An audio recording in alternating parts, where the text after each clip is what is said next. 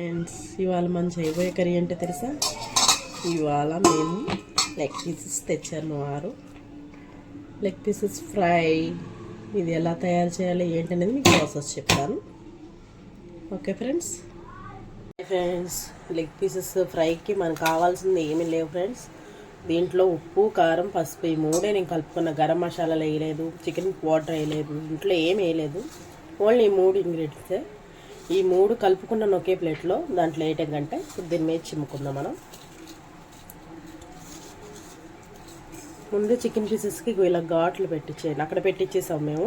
లేదు పెట్టలేదంటే మీరు ఒకసారి అలా కత్తితో ఘాట్లు పెట్టుకోండి, చాలా బాగుంటుంది. ఉప్పు కారం అనేది ఏంటంటే దాని లోపలికి వెళ్ళి మనం తినేటప్పుడు చప్పగా అనిపించదు. ఈ పొడి అంతా కూడా దీని మీకు కావాల్సినంతే కలుపుకోండి, ఎక్కువ కలుపుకోకండి. దీని మీదకి వేసేసుకుందాం. మొత్తం వేసుకొని చేతితో కలుపుకుందాం.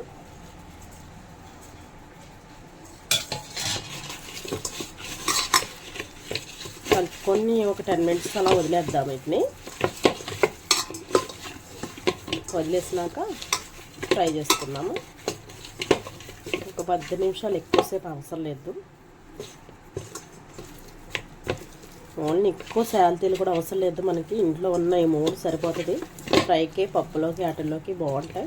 బయట మనం కొనుక్కొని తినకూడదు కదండి ఈ రోజుల్లో. ఇప్పుడు అలా తినేది నాకు బాగుంటలేదు. అందుకని ప్రతిదీ ఇంట్లో వండుకుంటున్నాం మేము. అసలు కుదిరినంత వరకు నేను ఇంట్లోనే వండుతాను.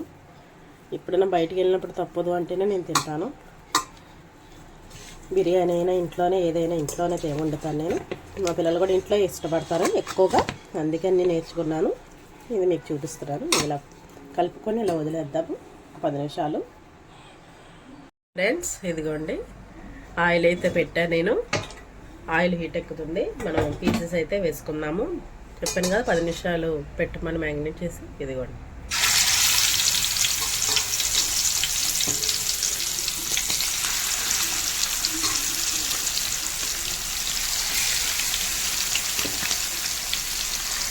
నూనె కూడా పెద్దగా అవసరం ఉండదండి.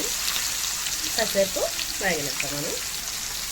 చూసారా, ఫినిషింగ్లోకి వచ్చింది. చక్కగా తిరగేసాను. ఇప్పుడే వేగిపోయింది. ఇంకో కొంత ఉంది, అది కూడా వేగిపోతే ఫినిషింగ్ అయిపోతుంది. మళ్ళీ చూద్దాం, ఒక్క నిమిషం ఆగి.